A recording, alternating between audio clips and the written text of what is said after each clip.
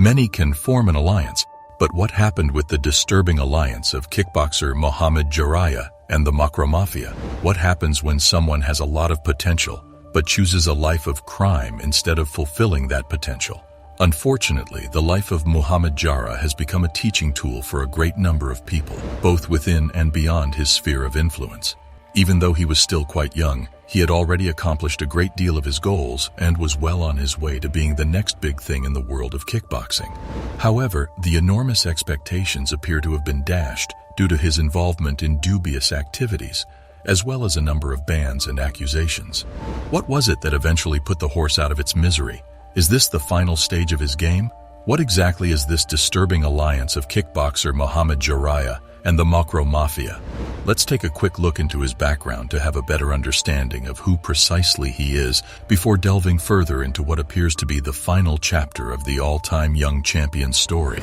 The Moroccan kickboxing champion, who is now 26 years old and was born in June 1996, began his professional career at the young age of 17. The city of Den Bosch, commonly known as the hometown of featherweight champion Robin van Roosmalen, is where he hails from. He is a boxer. His age was an issue, and the kickboxing world frequently misjudged him before they realized what he was capable of doing. This is something that is already common knowledge.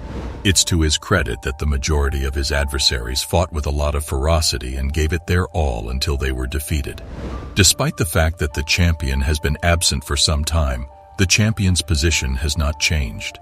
Very early on in his career, he quickly became the favorite of the fans because to his talents, flexibility, bravos, and visible strength. This happened very quickly. In spite of the fact that he was still fairly young, he earned the nickname the Destroyer, both in his personal life and in his professional life due to his ruthlessness and perfect competence. As a result of his record of having the most wins in the distance and accepting victory after his opponent's defeat, he soon advanced to the top of the Dutch domestic league, and then subsequently to the top of the premier worldwide organization.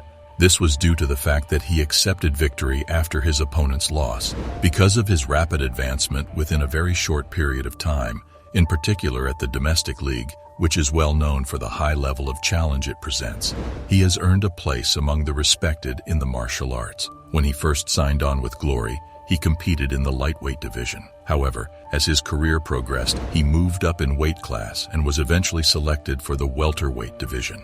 On February 11, 2023, the return of the Destroyer in kickboxing was eagerly anticipated by everyone, including champion fans and even his opponents, after an absence of 3 years. Nonetheless, things went from bad to worse when the magnificent year of his homecoming and taking over from Chris One as a catchweight turned out to be a bust instead of a catchweight.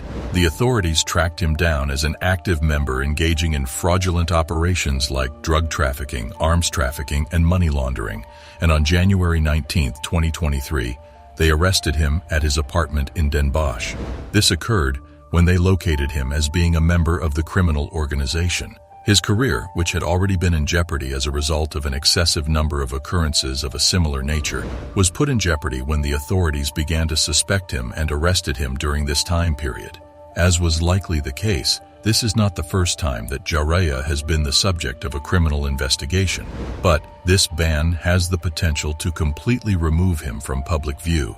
According to the authorities, Jaraya's suspicion is founded on the fact that he has been on the wrong side of the law, as well as on the wrong side of a number of other criminals with whom he has been involved in conflicts over the years.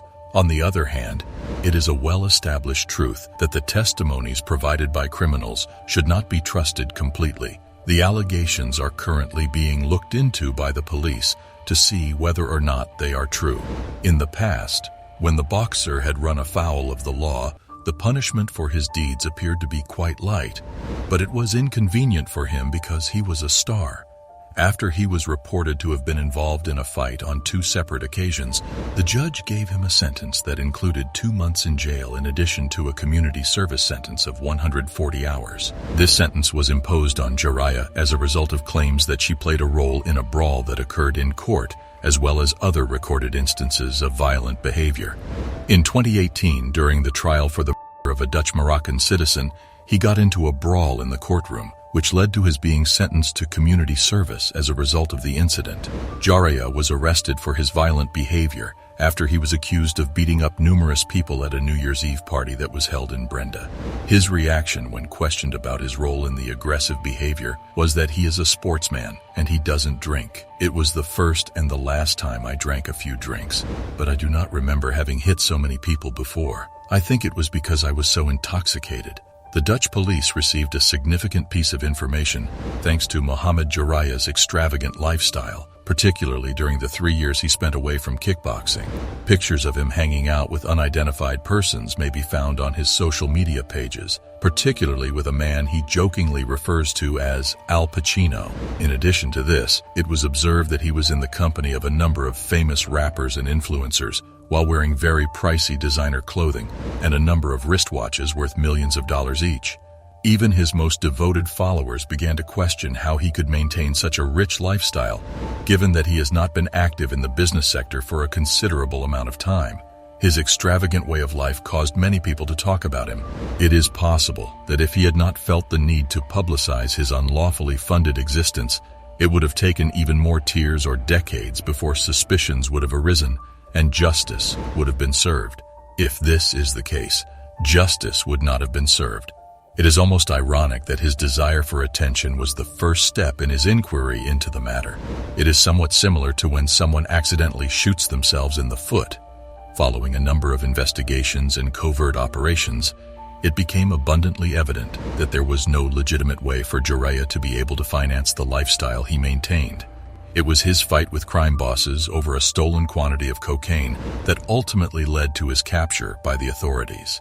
This conflict was the impetus for his arrest. Throughout the course of the conflict, Jaraya has been the target of multiple assassination attempts and death threats on multiple occasions. These threats have also been directed towards his family. As a result of the conflict between the two groups, Jaraya's family's business, which used to be a butcher shop and was located on Kapelaan Koopmansplein in Den Bosch and was owned by his father, was attacked on 2 separate occasions. According to the findings of the inquiry, a hand grenade was thrown against the business door in July of 2021, causing damage to the property as well as several cars in the surrounding neighborhood. To our great good fortune, the effect of the attack did not result in the loss of any lives.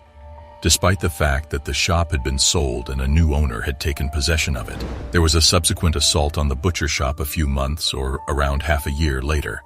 In order to provide evidence of the assault, 9 bullet holes were seen to have been blown through the doors of the store.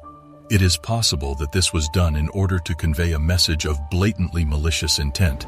If you are under the impression that everything is back to normal now that these 2 terrible death threats have passed, then you have never been more mistaken in your whole life. In the subsequent attempt on Jaraya's life, it was stated in plain language that we know where you have been and what you have been doing since the first attack. It was stated that a gymnasium on the Enden Quay in Den Bosch had suffered significant damage, and the cause of the damage was again determined to be the throwing of a hand grenade into the building. Jaraya fled to Dubai and tried to keep his head underwater until his capture, so this threat may have been enough to shake off the bad guy swagger. Jaraya was arrested after the event. Until the offenders are caught, a lot of this investigation's material will remain private. Jaraya was greatly looking forward to his return to the ring. "There was a lot going on in my life," he said during a Glory press conference just last week. "I struggled with injuries and my motivation, but sport is really in my blood, and I can't stop." According to reports, the fighter is suspected by the Dutch Public Prosecutor's Office of trafficking large quantities of cocaine. The Glory kickboxing talent has been held since January and is said to be in the milieu of tough guys and big money. In particular, the Justice Department relies on decrypted messages from the boxer's crypto phone, which mention trafficking in cocaine and expensive watches, among other things. According to his lawyer, not an ounce of drugs was found in the case, and only 1 Rolex was seized.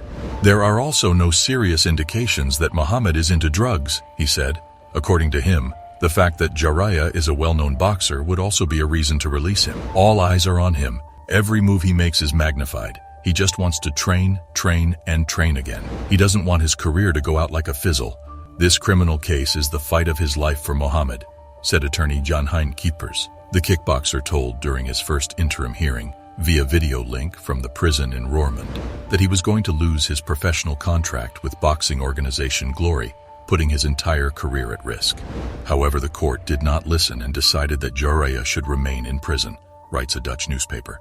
If you want to enjoy more criminal content, consider watching one of our other thrilling stories now on your screen.